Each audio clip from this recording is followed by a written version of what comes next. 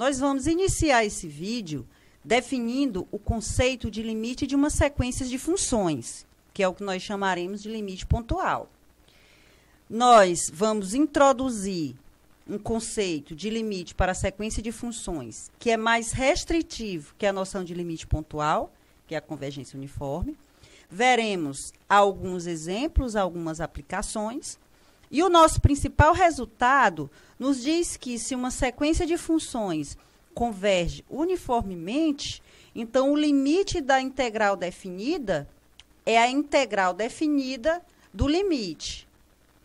Temos, então, a seguinte definição, no que se segue e denota o intervalo da reta.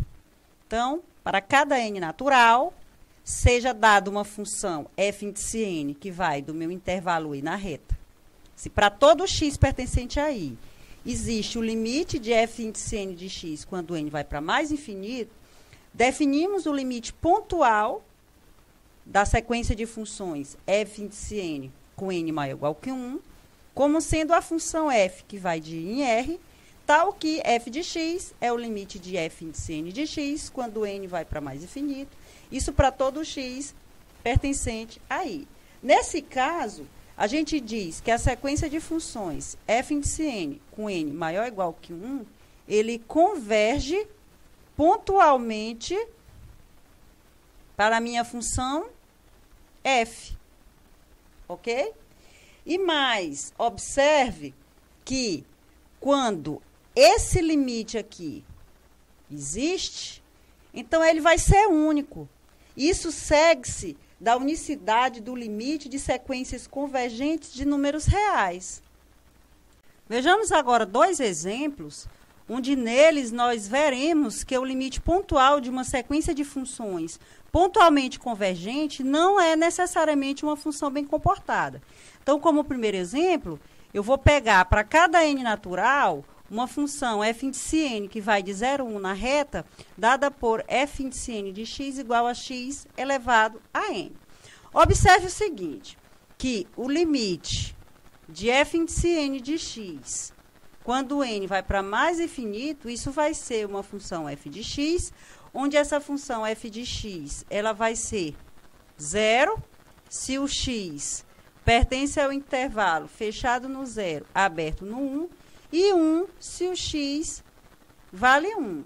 Ora, nesse caso, a minha função f índice n de x, ela é contínua, porém, o limite de f índice n de x, quando n vai para mais infinito, é uma função f que é descontínua. Em outras palavras, o limite pontual de uma sequência de funções contínuas pode ser uma função descontínua. Como segundo exemplo, para cada n natural, eu vou considerar a minha função f índice n, que vai do intervalo compacto 0 a 1 na reta, tal que f índice n de x é n vezes x, vezes 1 menos x2, elevado a n, isso para todo x pertencente ao intervalo compacto 0, 1.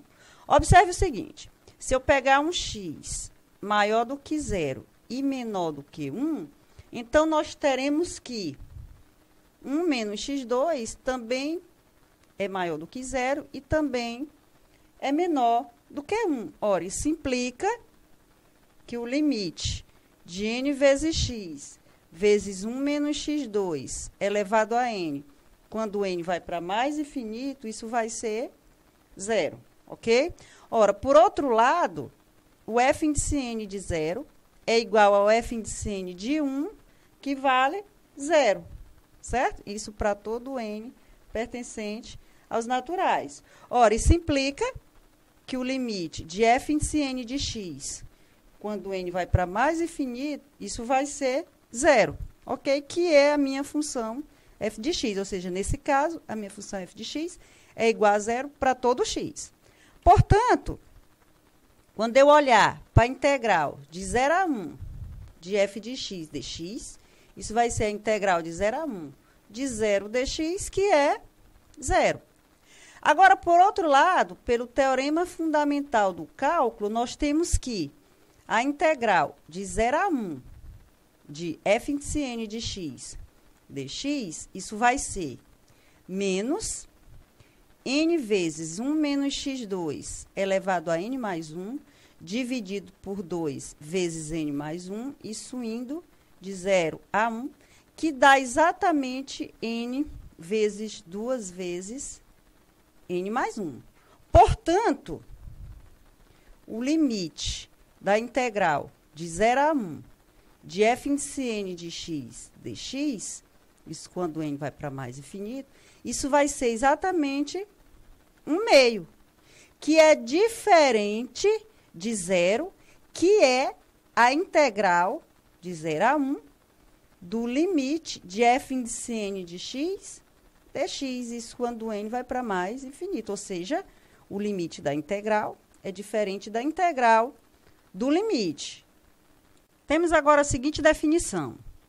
Dado uma sequência f índice n com n maior ou igual que 1, de funções f índice n que vai do intervalo i da reta na reta, ela converge uniformemente para uma função f de i em r, se a seguinte condição for satisfeita. Dado ε positivo, existe n0 natural, tal que, se n for maior ou igual que n0, então o módulo de f índice n de x menos f de x é menor do que ε, isso para todo x pertencente a i. Em outras palavras, essa sequência f índice n de funções reais converge uniformemente para uma função f, se pudermos tomar esse módulo aqui menor do que ε, simultaneamente para todo x pertencente a i. Isso basta, então, que o índice n aqui seja suficientemente grande. Vejamos o exemplo. Eu vou pegar n natural, vou considerar f índice n da reta na reta, a função dada por f índice n de x igual a x sobre 1 mais x2, tudo isso elevado a n. Então, nós vamos mostrar que a minha sequência f índice n converge uniformemente para a função identicamente nula. Então, observe inicialmente que o módulo de x sobre 1 mais x2 é sempre menor ou igual que 1/2 para todo x pertencente aos reais. Ok? Ora, então, quando eu olhar para o módulo de f índice n de x menos o 0, isso vai ser exatamente o módulo de f índice n de x, que vai ser exatamente o módulo de x sobre 1 mais x2 elevado a n, que vai ser menor ou igual que 1 sobre 2 elevado a n.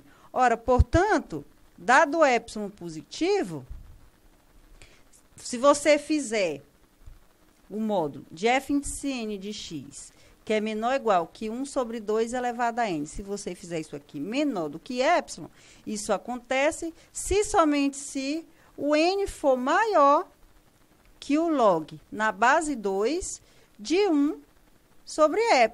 Ora, então, basta tomar o n0 maior ou igual que o log na base 2 de 1 sobre ε, e aí a condição é satisfeita.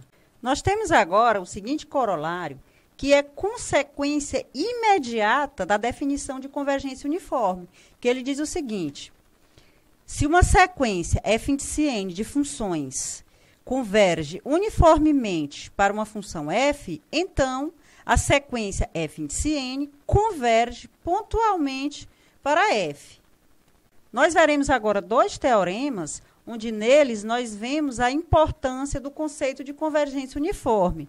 Ou seja, as patologias ilustradas nos exemplos iniciais não terão mais lugar. Então, nós temos o primeiro teorema que diz o seguinte: seja uma sequência f índice n de funções contínuas, que vão de i em r, convergindo uniformemente para uma função f de i em r. Então, f é contínua. Então, vejamos a demonstração. Então, vou tomar aqui um x0 pertencente a i e um n pertencente aos naturais. Então, nós temos o seguinte, olha, o módulo de f de x menos f de x0, usando a desigualdade triangular, isso vai ser menor ou igual que o módulo de f de x menos f índice n de x, mais o módulo de f índice n de x menos f índice n de x0, mais o módulo de f índice n de x0, menos f de x0. Então, vou chamar aqui essa desigualdade de asterisco, para quando precisarmos nos referirmos a ela. Agora, dado epsilon positivo, a convergência uniforme de f índice n garante que existe um n0 pertencente aos naturais, tal que para n maior ou igual do que n0, então nós temos que o módulo de f índice n de x menos f de x, isso vai ser menor do que epsilon sobre 4, isso para todo x pertencente a i. Agora, o que é que eu vou fazer? Eu vou reescrever a minha desigualdade asterisco para n igual a n0. Então, o que é que nós vamos obter?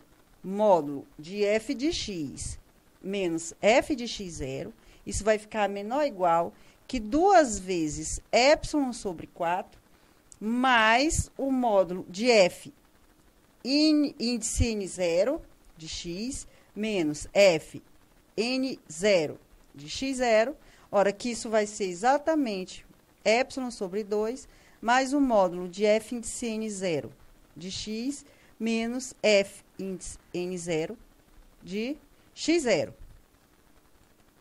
Por outro lado, a continuidade de f índice n0 garante que existe um delta positivo, tal que, se o x pertence a i, de modo que o módulo de x menos x0 seja menor do que delta, isso vai implicar que o módulo de f índice n0 de x menos f índice n0 de x0, isso vai ser menor do que epsilon sobre 2. Ora, portanto, para x pertencente a i, de modo que o módulo de x menos x0 seja menor do que delta, nós vamos obter o seguinte, ó, que o módulo de f de x menos f de x0, isso vai ser menor do que epsilon sobre 2, mais o módulo de f índice n0 de x menos f índice n0 de x0, ora que isso vai ser menor do que epsilon sobre 2, mais epsilon sobre 2, que é epsilon. Então, f é contínuo em x0. Ora, como esse x0 foi tomado arbitrariamente, então segue-se que a f ela é contínua em i.